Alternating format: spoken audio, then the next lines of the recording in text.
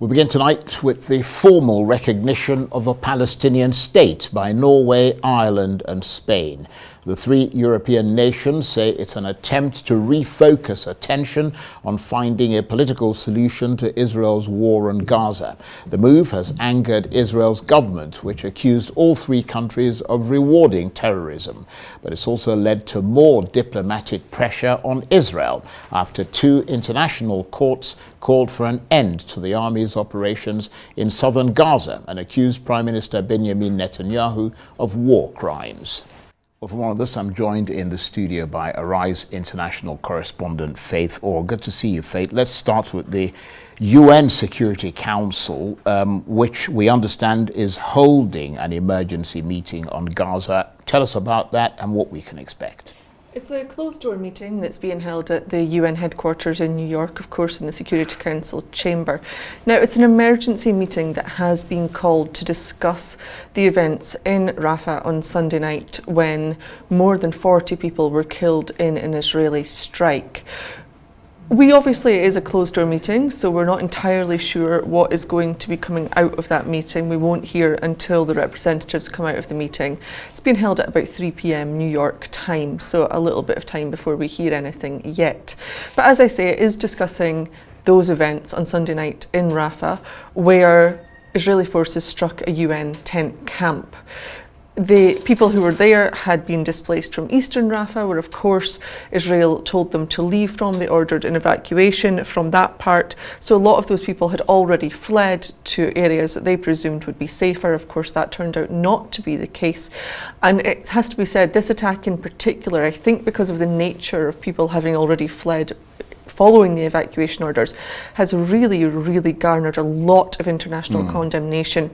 I mean, even on social media, we've seen huge amounts of all eyes on Rafah around the world. It's up to about 20 million imprints. Just one single post has been reposted more than 20 million times on Instagram. So the world's eyes really are on Rafah now, and now the Security Councils too. Meanwhile, of course, Spain, Ireland and Norway have all officially recognized the state of Palestine today. A symbolic but important move.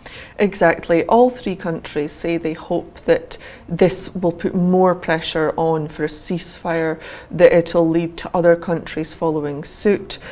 Israel, of course, very angry about these developments, has already brought all of the ambassadors in to be reprimanded, but we now hear from the Palestinians who are saying, yes, well, it is a symbolic move, but it's giving them hope because, of course, the Palestinian representatives to these countries now become fully fledged ambassadors, same vice versa. Their missions in the West Bank and Ramallah, for instance, Ireland's mission now officially becomes an embassy. So it gives it more power, more credence, this official recognition, and has been warmly welcomed in all three European countries. And is this likely to encourage other countries, particularly in Europe, to take similar steps in the near future? Well, we know that Malta and Slovenia are considering this. They appear to be near to making a similar decision. Belgium had been looking at it. They seem to have pulled back a bit ahead of their election.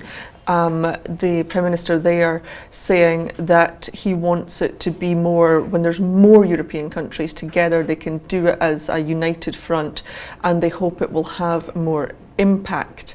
I think it's important to note, though, Ireland, Spain and Norway, what they're proposing is a two-state solution based on the pre-1967 borders.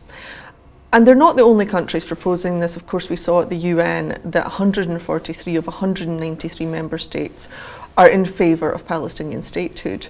But it really comes down to what's discussed between Israel and Palestine. We heard back in 1999 from Yasser Arafat when there was again this huge push for a Palestinian state.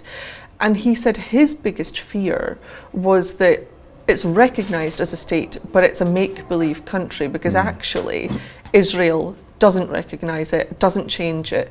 It's one thing to recognise it, it's quite another to enforce that it actually becomes a nation. As it stands, Gaza and the West Bank are so separate and split into little pockets of land that it would be ungovernable as a country. Meanwhile, after all the international condemnation of what happened on Sunday, Israeli strikes leaving sort of dozens of civilians dead. Israel still launching ferocious attacks on Rafah. It's a pretty firm message from Israel to the international community that they're not listening. Or they simply don't care. Dozens dead in Rafah today, not just in Rafah. We know there's Israeli tanks in the centre of Rafah, so all-out ground invasion, Israel can no longer deny that.